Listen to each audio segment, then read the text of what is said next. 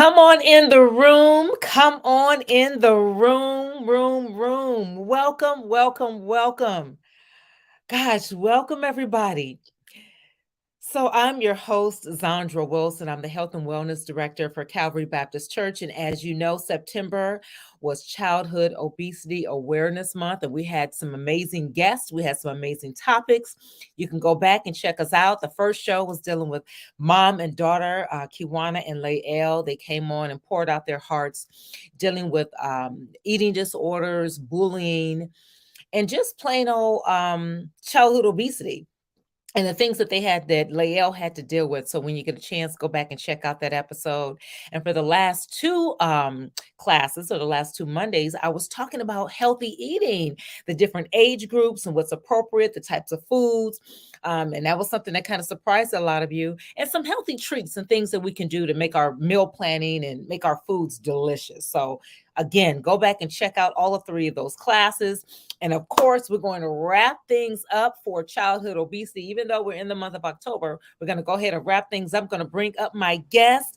Welcome, Miss Traci Evans Dixson. How you doing, girl? I'm good. How are you? I'm good. So glad that you're here today. So Traci is going to join us. We're going to talk about kids dealing with adult health issues during adolescence. And that's something I've actually never talked about. People just never talked about it. It was just kind of like it was what it was, and not understanding the impact that it have on our kids and even taking us into adulthood.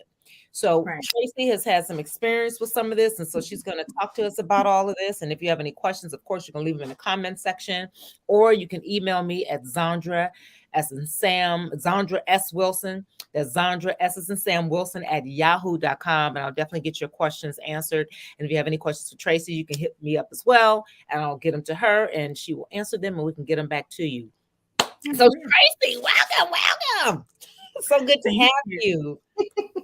So good to be here. I know. I'm glad to have you here. So tell us a little bit about yourself. I am Traci Evans Dixon. I'm a mom to a rambunctious, beautiful 3-year-old. And I'm also the wife of Mr. Dixon. We've been married for 8 years now. Oh, okay. And so, so some of the things that I've dealt with as a child, I've actually brought into the my adulthood as well as into the marriage. So some of the issues that I'm dealing with, my husband also is familiar with it, but we've had some very good conversations, and I've let some things go, because he's really supportive in that area. But yeah, things that happened when I was a child still sticks with me as an adult. Okay, so let's talk about that. When was the first time that you can remember when your body was different from the other girls? So the first time that I can remember, I was 9 years old. Okay. So I started my menstrual when I was in the 3rd grade. Oh, wow. Okay. And no one else in my class started their menstrual in the 3rd grade. Not only was I isolated, I had no one to talk to. Okay. How did you feel isolated, Traci? In what ways did you feel isolated? I felt isolated because you can't talk to a 9-year-old. I didn't even know exactly what was happening. We didn't have the health portion until the 8th grade. So by the 8th grade, I was almost 5 years into my menstrual by the time everyone started to talk about it. So it's just the hormones that goes with your menstrual. It's the weight gain, the bloating, the swelling, the boys having fights, and we'll have water balloon fights because we're regular 9-year-old kids. And of course, boys being mannish wants to throw balloons at your rear end. And I have on this gigantic, thick sanitary napkin, and it just, that's a lot on a 9-year-old psyche. It's a lot to deal with. I couldn't talk to anyone in my class. I could talk to my older sister, but she wasn't comfortable because she literally at 12, she just started hers. So she was only in her warranty period of her menstrual. So she's like, and she didn't have what I had. Like, she didn't have the bloating and the headaches and the vomiting and the passing out. She didn't have extreme cramps. So she's just looking like, I'm not sure what's going on with you, but that's not my story. Right. So I was in the nurse's office quite a bit. Wow. Yeah. Wow. Okay. So how did you get through that tough period of time? Well, um, I was really close to my grandmother, my maternal grandmother, and she Uh-huh. was a nurse. So she helped me understand a lot of things that was happening with my body. I also got very comfortable with our school nurse since I was in there 3 to 4 days a month. And Oh, it wow. was so bad. My menstrual cramps were so bad that she just told my mom and dad, keep Traci at home for the first 3 to 4 days of her menstrual, and Oh, we will wow. mark her present. Right. Because Right. I'm coming to school, I'm bent over in class, I'm messing up my clothes, I'm messing up the chair, and they're just like, that's a lot for her to psychologically deal with. Just keep her at home. Right. I Right. did homeschooling before the pandemic. Oh, right. Wow. Okay. Right. So how did your parents feel about that? Were they supportive? I know they were, of course, trying to be supportive, but were they supportive in the ways that you needed? Yes. So I'm not going to say my mom was embarrassed. She just didn't know how to talk with me about it. Mhm. She's not as open as my dad. Believe it or not, my dad talked to me about my menstrual. I Wow. asked questions, right, which is just not normal. Yeah. No one else talked to their dad, but I talked to Right. my dad. I'm like, my body is going through this. I feel weird. Right. Um, no one else is experiencing what I'm experiencing. And so my dad was the first person to talk to my mom and say, Lavetta, we put her on something? And so my mom is like, no, what will people think? They think that she's having sex, and why would she be on birth control? She's only in the third grade. And my dad is like, I don't care what other people think.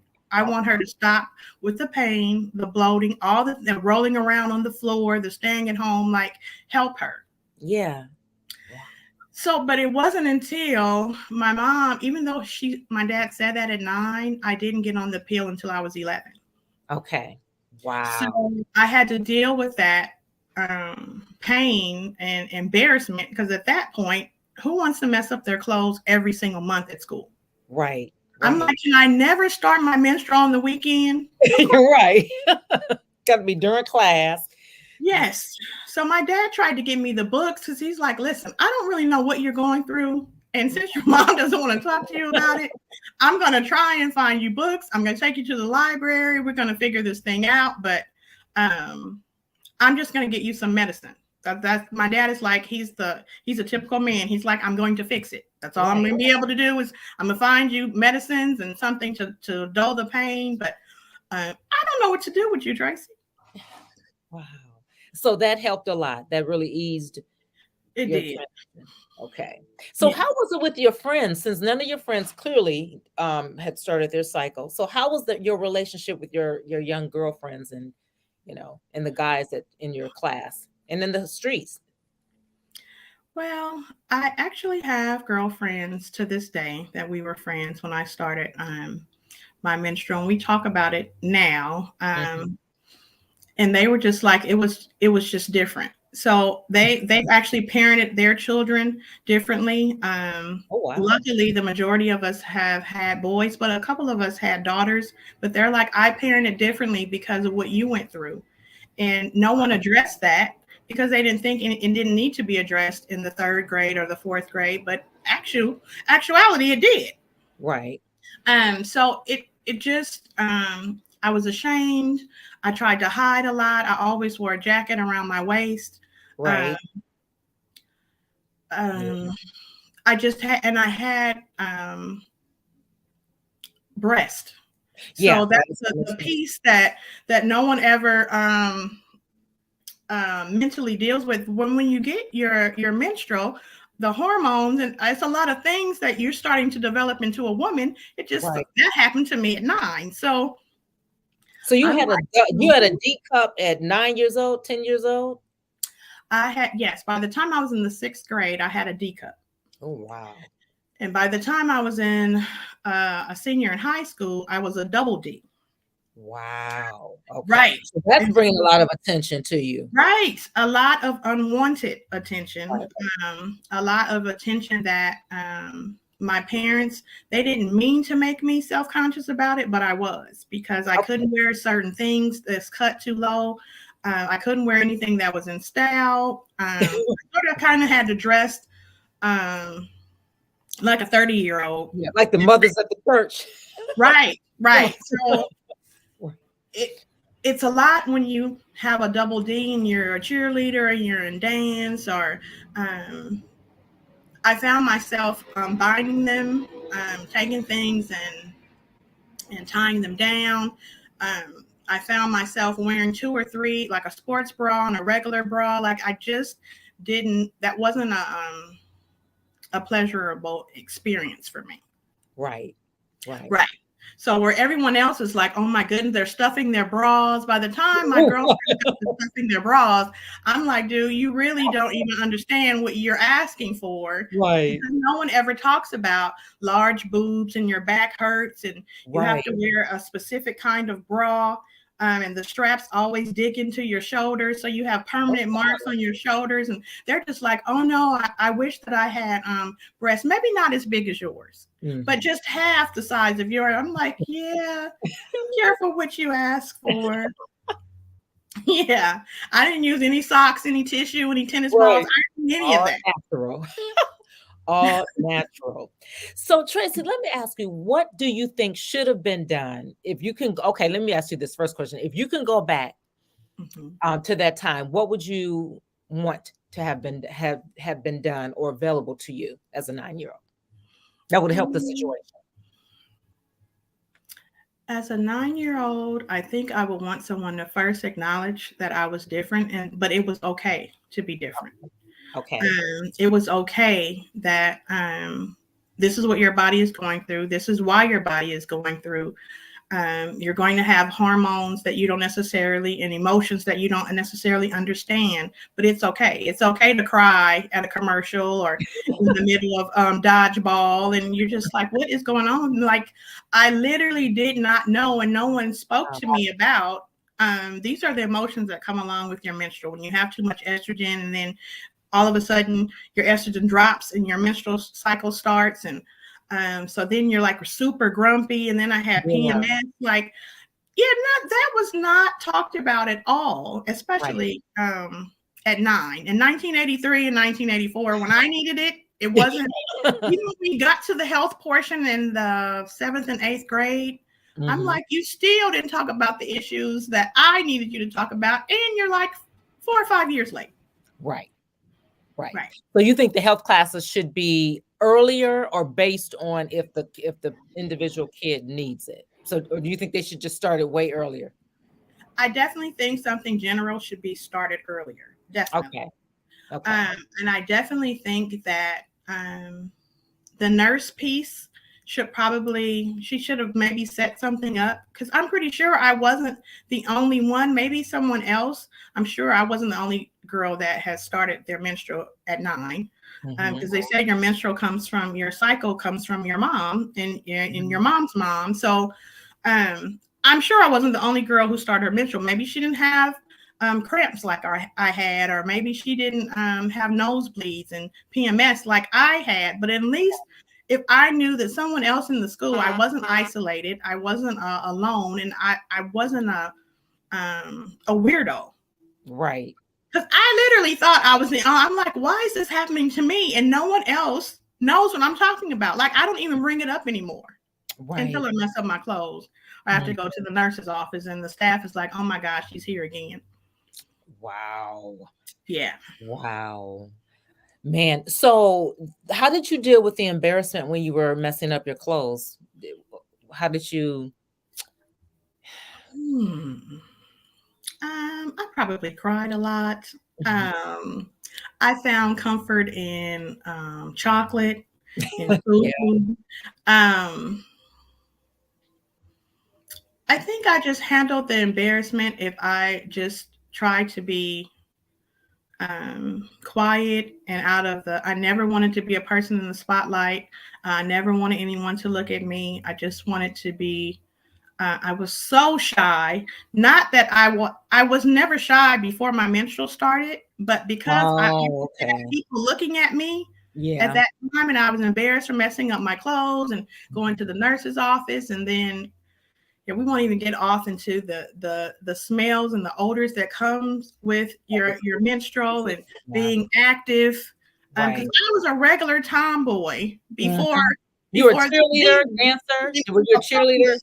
And I was. yes, And wow. yeah, so we're not even going to talk about the no, you can't put me in a pyramid. No, I can't do Oh, yeah. this. No, you Okay, can't love lift that. me in the air. No, Right. you can't put your head under my skirt like that. Psychologically, I was dealing with a lot. Like Right. I don't even know why. Probably because my best girlfriends were like, let's try out for the pep squad. But I'm like, yeah, no, who wants to do that? Why? We're not going to do that. Yeah, so it was okay in junior high, but in high school, I was just like, now listen, Mhm. no, we're going to do the least amount of attention on me. Right. I To answer your question, I don't think I ever quite dealt with embarrassment. Okay. Yeah. Okay. So when you got to high school, now pretty much everyone have started their cycle at that time, pretty Yes. much the girls.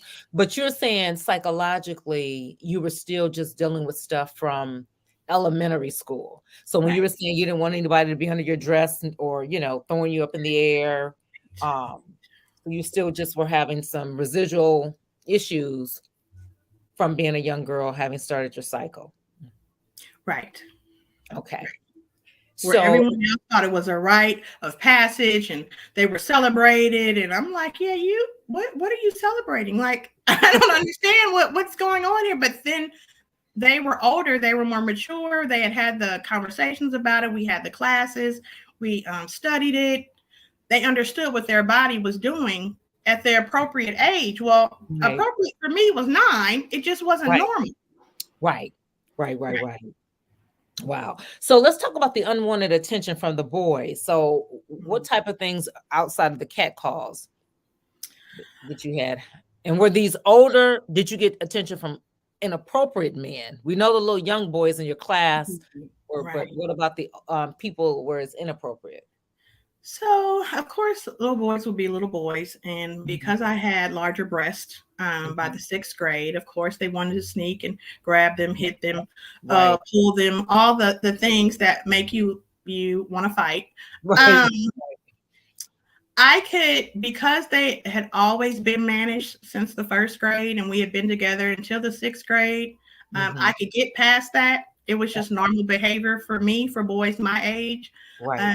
But no one ever talks about when you're in a D, you're wearing a D cup bra, Mhm. that men, grown men, 20-year-old, 30-year-olds are saying things or flirting with you or trying to coax you to talk to them or take you for icy after, because they realized after my conversation, because I literally had the mind of a 6th grader. Right. Oh, okay. Right. I Right. just had the body of a Oh, grown woman. right. So they knew what they were doing, and they still didn't stop, even though they found out mentally and age wise it matched. Right. I was just 12. But Wow. I had double D breasts, so they're like, "Well, I guess if you're going to, you fit the role." But no, no. Yeah, the attention was, it was like a construction. I walked past a construction site every single day, Mhm. but it just never let up. I was very uncomfortable. My dad was very uncomfortable about it. Um, Everyone saw it, but the way that he addressed it made me super self conscious about it. So I thought it was me. And Okay. so he's like, stop wearing that and um, wear a sweater. And I'm like, Dad, it's California and it's like 35 degrees outside. And I couldn't wear like see-through. I couldn't wear like regular t-shirts. I had to wear a t-shirt underneath my gym clothes. So I like, Wow. where he was trying to protect me already, I felt isolated and weird Yeah. from adolescence. So now that I'm older, my dad doesn't know how to tell me that I'm not comfortable with the male attention that you're getting. I don't know how to make men stop because these are grown men other than I'm fighting everybody. Right. So, Outside of shooting everybody. right. And so I'm like, okay, so what can I do to make this attention stop? And you just really, other than trying to make your breasts appear smaller than they are, it's really nothing else that you can do. But I wish that my dad had just said, it doesn't have anything to do with you. I just don't want someone to harm you. Right. Because you appear to be older than you are. Right. And I don't want to have to go to jail, which I've heard him say all the time. I thought it was me. I took it personal. Like, what am I doing that's making you so angry? Right. Gotcha. Right. Gotcha. So let's talk about how that then transferred into your adult life. So what are some of the things that you still battled into your adult life from your childhood? Dealing with this particular issue, of course. So now we're talking in my 20s. I had been on my menstrual for like 15 years at that point. So certain cravings that you have when you have PMS. Yeah. And so now I'm eating adult portions to satisfy the cravings. Like, no, my doctor didn't talk to me about maybe we're going to put you on something to help balance out these hormones or even out these hormones. So I'm eating entire mini chocolate cakes. Yeah. I'm drinking like a 6-pack of Coca-Cola. And I'm like, why? But it's just certain things. And not until I was an adult and I started researching things myself. Like it was literally what my body was missing was where my cravings came from. But especially as a kid, I didn't know. I just knew that I would literally cut you had you tried to take any of my chocolate away. Like I'm eating 4 or 5 chocolate bars a day. And I just really wish the knowledge piece was there explained to me. Right. So did that cause weight gain during that time? And I had a lot of weight gain during that time. So in my 20s, I had a menstrual twice a month. Oh, wow. So, right. So some people are like, oh, no, I get mine every 20 days or 30 days or 31 days. No, I'm like, I get mine every 17 days. Wow. So not only is it painful, am I bloated, my hormones are crazy. Right. Now I want chocolate. Excessive amounts of chocolate and caffeine. Like 8 days out of the month. Well, my weight couldn't because I'm not as active as I was. Right. My weight is starting to, I'm like, what am I doing? So I'm exercising, trying to get the weight off, not realizing that, well, Traci, you can't drink a 6-pack of Coca-Cola for a week out of basically every other week out of the month, and your kidneys not pay for that. Right. You're going to have to balance this out with water. You're going to have to cut down on the slices of chocolate. Maybe have 1 cupcake, not a whole individual small cake. Right. I just didn't have the mental tools to battle. And how long was it before you realized those are some of the things that you needed to do was not drink the Coca-Cola or have the whole cake? How long? When I got a kidney infection in my 30s. So it wasn't until my 30s that I figured it out. I was in excruciating pain. They hospitalized me.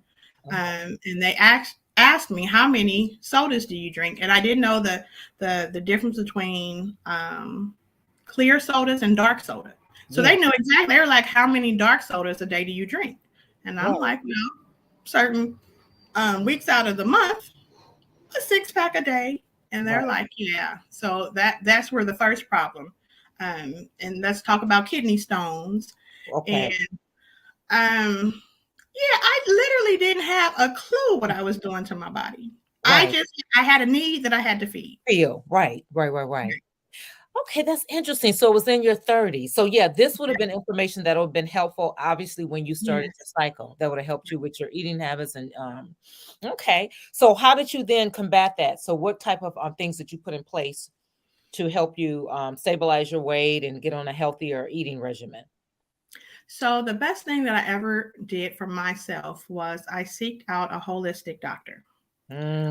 She was an Yeah. African American female, and she Yeah. took the time to listen. Our intake appointment was 2.5 hours. Wow. And Okay. so she asked me questions all the way back to my childhood. And I'm like, never has a doctor ever put this much effort into me. She's like, well, Traci, I have to figure out when did it start so Right. I can make a plan to correct it. Right. And so I'm like, really? And she's like, yeah, all of this started way before. This is like 20, 30 years of abuse to your body. I have to try to make you a plan now. Right. And so she gave me supplements, herbs. She's like, my goal is to get you off of the birth control Right. and the things that are fluctuating your hormones, get your thyroid balance, get your pancreas producing less sugar. Like, I'm like, Wow. you were just talking to me like if somebody would have told me that, I Right. probably would have addressed this a long time ago, but not. That's what I did So to your counter. regular doctor never addressed any of this stuff. Your regular No, gynecologist and your wow. no, it was just another pill. Wow. So if I had a symptom or I had something that was bothering me, they just put me on another pill. Well, antidepressants is not going to. It's just going to make me like mellow out. It's not going to address that I'm depressed Right. because again, my estrogen is super high and then it drops. I need something to stabilize it. Don't give me Right. an antidepressant. Give me something that's going to help with the cramps or going to help with my moods Right. and then help with my food cravings. Right. But it wasn't until I saw a holistic doctor that she literally changed the way I thought about my body and what I put in it. But again, like I said, that was in my 30s. Gosh. So what are some of the success stories from that? So she gave you the herbs and the things for you. Yes. Okay. So she went in and she said, I didn't know. She said, your body has 8 organs, your skin being one of them. I want to change and cleanse every major organ that you have. And I'm Wow. like, oh, okay. And so she's like, what you think is you can't do it necessarily with a prescription. It's going Right. to be water. Sir, I'm going to give you some herbs, but I think I took I had doctor prescribed maybe 16 pills a day, or Mm. around 14 to 16. She had me on, I want to say 4 or 5 pills, but Wow. I did 4 or 5 pills at one time. So Right. we cleaned out my colon. And so Wow. then she gave my body a rest. And then we went to my kidneys. And then Right. she gave my kidneys a rest. And then she prescribed me something just for my liver. Like Yeah. she literally took the time to do one organ at a time. And I Right. started seeing once she cleaned out like my liver, I didn't have as many allergies. Oh, wow. Um, I didn't have as much bloating when she did Yeah. my kidneys. And I'm like, well, I didn't have as many cravings. And I'm Right. like, why didn't they ever address this at the regular doctor's office instead of just giving me pills that Right. ultimately started having interaction with other pills? Right. Right. So when she was cleaning each organ, was it like a month? Or how long did it take for her to clean each organ? A week? So each organ had its own time because she had me take a lot of labs. And so the first Okay. thing she started with, she said, you always start with your colon, but she's like, your colon is so backed up, it's going to take a while. So my colon took about 6 weeks, 6 to 8 weeks, but everything else, some things took 2 to 3 weeks, some things took 4 weeks. So it just basically depends on the treatment Your of your body. body. So did you notice a rapid weight loss and your body changing? Yes. The acne was gone. My moods were Wow. more stabilized. The weight just started to melt off. And of course, as soon as you lose weight, people are like, What you well, doing? what are you doing? And Right. I'm like, I just they're like, "What did you change your eating?" I'm like, "No, not really." I'm like, "Well, when I did clean out certain organs, I did see that my cravings changed, and I Right. did want more like phosphorus foods."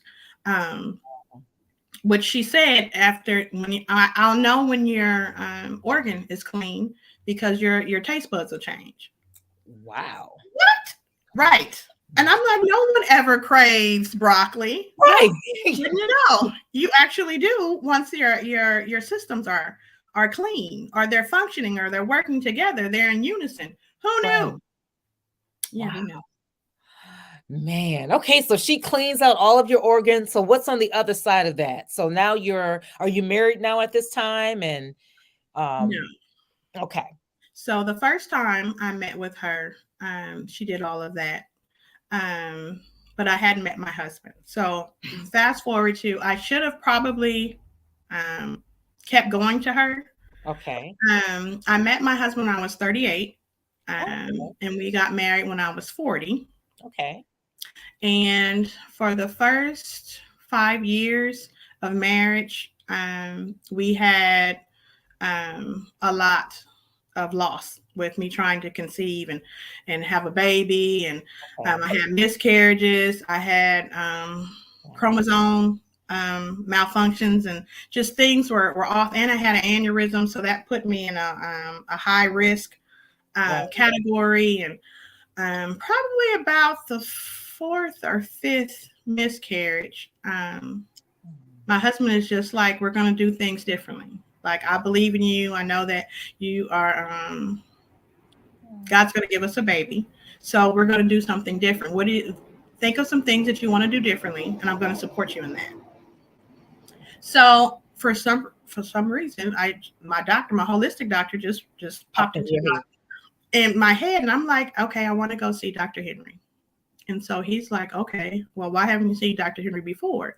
Well, what I didn't share was Dr. Henry's not covered under Oh, your insurance. regular health insurance. So I had to pay for her out of pocket. Mm-hmm. And so she was over $3,000. That was the first time I saw her. So of course, as the years went on, she had went up. Yeah, But yeah, my yeah, husband was like, I want a baby. yeah. Right. So she can be $10,000. We're going to go see Dr. Henry if you believe. And I said, well, I know what she can do. Right. Again, I went to go see her. She cleaned out each system. And so Okay. she was like, yeah, Traci, you were never going to be able to hold it. Your body was too weak. It's trying to um, process and release and eliminate all the red meat and dairy. And she's like, yeah, you have to get rid of all that stuff. Like, the plan that I gave you was for your lifetime, not just at that time when you were cleaning Right. out your body. So she's like, when your taste buds change, you were supposed to keep doing the things that I asked you to do, not go back and start adding in dairy Right. and red meat. And so I'm like, oh. And so she's like, yeah, your body was really focusing on keeping you alive because Yeah. of the things that you were putting in. She's like, it can't function and focus on trying to cultivate life. It's literally trying to keep you alive. And so I'm like, hmm. And so she's like, okay, we can have a baby. I'm like, well, by this time I'm 44. Wow. I'm like, Dr. Henry, I don't think we're going to be able to do it. She's like, Traci, we're going to have a baby. That's all you have to do is give your body good soil, and we're going to cultivate together a good baby. She went in and cleaned out all these things. Now we were adding in my female organs, which who even knew there was a herb for that. Right. Within 60 days of finishing everything, when I say she cleaned out everything, we're talking about spleen Oh, stuff. wow. I was just like, we're going to clean that up. She's like, we're going to clean out everything. Within 60 days of finishing at cleaning everything, I was pregnant. Girl. Wow. Traci. Wow. What a testimony. What a... Traci, did I lose you? Oh, because Satan, you are a liar. Satan, you are a liar. The screen is frozen. So Traci, if you can hear me, I may have to let me see if I can take you back and bring you back in. Guys, now as soon as she said that they were pregnant, then the screen gonna shut down on us. So let me see if I can bring her back in. So we're gonna give her a couple seconds to see if she can get her Wi-Fi back in. But wow, what a testimony. I'll leave her backstage and see if she can will be able to come back in. Now, see, all of this stuff we've been saying all this time, trying to get you guys to eat right, exercise. And Traci, what makes this such a testimony, she was in her 40s. And she just said 4 or 5 miscarriages. And then her doctor, and it goes back to you believing in yourself. Believing in yourself, man. And she has a beautiful son. I'm hoping I can pull up a picture of her son so you guys can see him. So in the meantime, let me see if I can share and show you some younger pictures of Trace. Let me see. Let's see if I can. Okay. So this is Trace. Show if it'll show her when she was younger. Look at her little innocent face. Look at her little face. I got like a gazillion things on here, guys. I wanted to show you that. And then this is Traci, of course, as an adult, and of course, very voluptuous. And I thought I had a picture of her son. That's okay. We'll find little Tyson. We will find him. But anyway, that is such an amazing testimony. I'm hoping that she's able to get back in here where she can finish it out. But again, this whole series is kids fighting back. And I agree with Traci that some of the things that we need to know need to be taught in school, because everything now is so political that people are afraid to say anything or do anything because they don't want to get sued. And I thank you for the holistic doctors. I have another girlfriend who last year, if you can recall, Takiri, she got a holistic doctor when she was diagnosed with stage 4 cancer, breast cancer, and she was pregnant, y'all.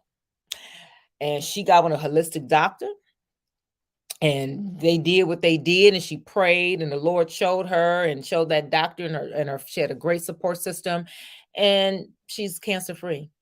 She's cancer free to this day. So I'm just amazed. I think we may have Traci back. Traci, can you hear me? Okay, she's back. I'm back. She's back. I told him, I said, Satan is a liar. As soon as you said that you were pregnant, then you just froze up. What a testimony. Yes. Girl. What a testament of what your body can do when you put good soil in your mouth. Yes. You have good soil to work with. And I had the son that everyone knows and loves at Calvary. Yes. Tyson. Yes. Yes. I was trying to pull up a picture. I wanted to show everybody a picture. Let me see if I can pull one up off my phone, and we gotta show them. Little Tyson. Let me see if I can airdrop it, guys. And then let me share my screen. Okay. We gotta show him. Okay, so let me move this over. Show you God's blessing. Did I? Yes. We call him the miracle man. Wait till he hears this. Man, where did it go? Yes. His story. So tell us a little bit about Tyson while I'm pulling up his picture. So Tyson is the theme of my baby shower was he is proof that God answers prayers. Yeah. And so I had Tyson when I was 45 years young. Girl. And I was healthier than most of my 20-year-old counterparts in the office. Oh, wow. Right. So you know that when you are, well, I'm not sure if you do know, so I'll tell you. When you are over 35 and you have a child, yes. Hi, Tyson. You have to see a special nurse. On my file, it always said geriatric. Yeah. So I was geriatric everything. I had a geriatric nurse. I had to see a perinatologist, um, Okay. which is just a high risk doctor. Every single week, I had from the beginning of my pregnancy, I had to go in and make sure that he was growing, that my aneurysm Yeah. was not, that um, that he was his chromosomes mixed, half from Right. his father, half from my correctly. Like I was literally just very high risk. But Okay. God had told me years before I even met my husband that he was like, I'm going to give you a baby Oh, when wow. you're 45. And When no, you he turn said, "You're 45, baby when you're 44." And so I said, age. because I was in my 30s at that time, my early 30s. I'm like, that must not be of God, because why would you want to give me a child at 44? Who wants to Right. wait to be a mom at 44? But Right. before I met my husband, I didn't want children. My Uh, husband wanted children. So I'm like, yeah, that couldn't be of God, because who would want to wait that long? And I don't want to be a mom right. at 44. Right. And so fast forward to the time that I conceived Tyson, I had to conceive him then because I was in a deep, dark place of depression. People kept dying and having surgery, and I just kept losing like layers of covering for me. Yeah. And so I literally had to learn to do life differently and to sustain his life. Right. So look back on, I remember telling my sister, I'm like, I turned 44 last month, and God said he was going to give me a baby when I was 44. And so I'm nervous. And so we were like, it's going to be what it's going to be. By that time, of course, I'm married, and my husband is like, I want a baby. I want 3 children, but I'm like, I can't do anything for you. At 40, I'm 44. So, um, and so we were like, we'll just wait and see. Well, I turned 44 in August, Mm-hmm. and I was pregnant February of the following year. Wow. So he literally just, and my brother had just died in December of the previous year. Uh, Right. I had 22 deaths at the time, before, during, after I was pregnant. Like my level of grief was through the roof. But Traci. I had to keep it together. I did not grieve properly, which was on me. I Right. was just so scared of losing him, but I had to do life differently, and I did. Right. Okay. Okay. It's interesting that you would bring that up about the 22 deaths. I went through a period where I had 15, and I can remember thinking, nobody understands what I'm going through. You don't understand. And in the midst of that, my mom was a part of that. And, God showed me another guy. I happened to be at an audition, and I had lost like my, an uncle. No, yeah, uncle, my mom, then my auntie, and then my other uncle. This guy at this audition had the exact same loss. So God was saying, "You're not by yourself. Right, You're not by yourself." And then with you saying 22, I know I'm not. right, right, right. Wow, Traci, that you know Yeah. how strong you got to be pregnant, That's a different level. That's a and different then your level of mother grief. was a part of that. Yes, Gosh, yes. wow. So So yes, what that did is you my do? my miracle, that God does answer prayers. So what did you do when you said you did life differently? So what did you do to help you get through that time? So I cried a lot. However, Mhm. um, I had to cry with the end, and Yes. I knew I couldn't get depressed. I knew that I couldn't get to a place that I couldn't return. I prayed a lot. I had to read scriptures. Okay, I did read scriptures and pray before, but there was a different level of grief, so I had to have worship and prayer differently. I had Girl. to take it to another. I had to submerge myself in God in order to keep going and stay pregnant. Right. Right. Right. So I'm like, okay, at funerals, I had to literally pray before we go in, like, God, just let me cry and grieve and still be intact when I leave, because I literally could. I thought if I really started to cry and grieve the way I was supposed to, I would never stop. Miss out. Because who can grieve when people are constantly dying? Back to back to back. Right. And so it's like my brother passed I want to say 8 days after Precious passed. Oh, wow. Right. And so I'm like, yeah, no. First of all, I thought God would heal Precious on We this side. all She was did. my modern day um miracle. And Yeah. so I had to deal with that. I had to Yeah. deal with losing my friend. Like I know she's the first lady, but I lost my friend. So then 8 days later, I lose my brother, which is my closest brother, and he is like a layer of protection under my dad. So I'm like, okay, so the day I went to Precious' funeral was on a Thursday. I went to a funeral on a Friday. I went to a funeral on Saturday. Then 8 days later, after Precious, my brother died. Then my childhood friend died. It was literally too much. Girl. I think of Precious. I can remember exactly where I was. Downtown LA. It was Christmas time, and I Right. remember being at a luncheon or a dinner or something. And I can remember one of the girls from the church called me, and I was just screaming inside of the atrium. I didn't even know, like, and she and I weren't close. I just had so much admiration for her. And I can just see the grief on, obviously not just Pastor Hosea, but just her son, the Right. girls. And Right. then on top of that, like you said, when you have that, then someone else comes. Because like my uncle, my mom was a week later.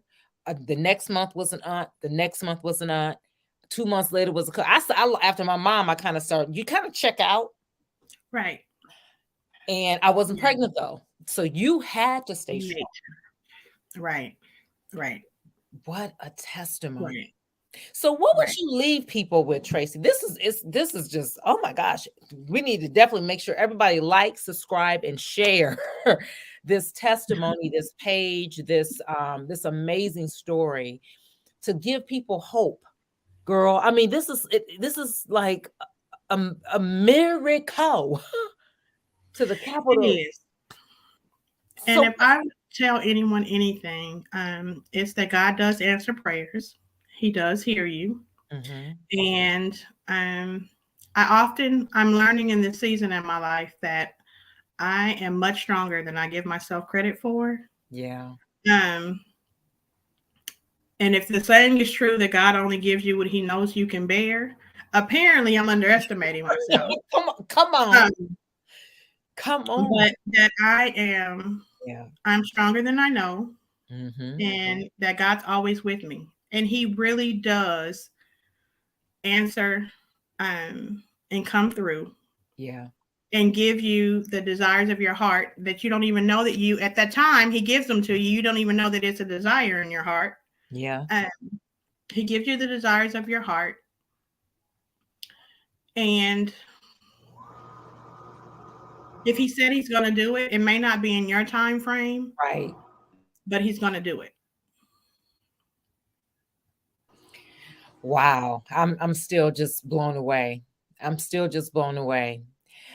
Well, okay, Miss Lady, this has been really, really good. And your holistic doctor and everything you said has really fallen in line with this entire month. Just basically kids fighting back. And I'm so glad that you're able to come on and give your testimony. And then maybe someone can hear this and maybe start a program at the school, at the church, because maybe if they can't go to the school, the church can definitely have something there for kids to come and talk to, someone there that the kids can come and talk to them how to deal with it, helping the parents deal with something, because it's trauma. Some Yes. people go through other forms of trauma, but it is trauma when, especially because we didn't have like the internet. And I tell the kids that like we didn't have the internet and the social media like Right. you guys have. You know, Facebook, all this stuff is just relatively new. And Googling stuff, we only had what was in front of us. Right. If only I had Google. Girl, No, we I had could an Google. encyclopedia and a library card. Girl, exactly. And then you don't even know what to look up. Like, what am I looking for? You know, Right. is what Ramona directions Quimby, she where? didn't have a book on your menstrual. Yes, Yeah. yes. Oh my gosh, Traci, thank you so much for this. Has been an amazing topic and amazing this whole platform dealing with childhood obesity, ending this whole series. Yeah. I am confident somebody's going to be life is going to be transformed and the information is going to be heard. Yes. And my prayer is that truly someone will then start programs, whether it's the PTA or in the church, to help those and in different areas, you know, to help kids that go through stuff that's abnormal per se than what their peers are going through. So they won't feel so alone. Right. Okay. All right. So, okay. Well, again, if you guys have any questions, leave them in the comments section. If you want, you can email me at Zondra, Esses and Sam Wilson at yahoo.com. Again, help me help you. Let me know any type of topics that you want us to discuss, any questions that you may have for us. And again, if you have anything for Traci, you can go ahead and email me. And Traci, is there any type of email, not email, but social media handle you want to leave with people for any follows or questions? They can email me. They don't have to look, she don't want y'all like bombarding her her social media pages. But you can definitely hit me up and then I can pass them along to her. No problem at all. Because this is going out all over the world. So yes. So yes, definitely if you have a question for me, you can email Zondra. If you need to, you can definitely email me because I know sometimes when I teach, because I teach etiquette for youth and young adults. And the health and wellness piece, we go over this. And the children, especially young girls, they always have the question that they want to ask privately. And that this is, it just, I've talked about it for so long. It doesn't, I'm not necessarily ashamed of it anymore. It doesn't, I'm not embarrassed. So, but young girls don't want to ask, especially in a group of with boys present. So yes, you can definitely email me. Yes. And so that is Traci, Traci Evans, E as in Edward, V as in Victor, ANS Dixon. And Dixon is DIX as in X-ray, S as in Sam, ON @gmail.com. Okay. All righty. So let's put that up. So again, you can email Traci Evans Dixon or myself with any of your questions, concerns, and anything that we can help you with. Okay. All right, Traci. All right. Really, this has been good. So next week, again, we're going to kick off. Well, actually, this whole month is Breast Cancer Awareness Month. So all this month, we're going to have another special guest that's going to come on and talk to us about her struggle and her triumphant victory, because we love the victories and the success stories. So that's what we're going to concentrate on. So you want to stick with us, stick it out. We have an amazing month full of amazing information and topics. So, okay, guys, see you later.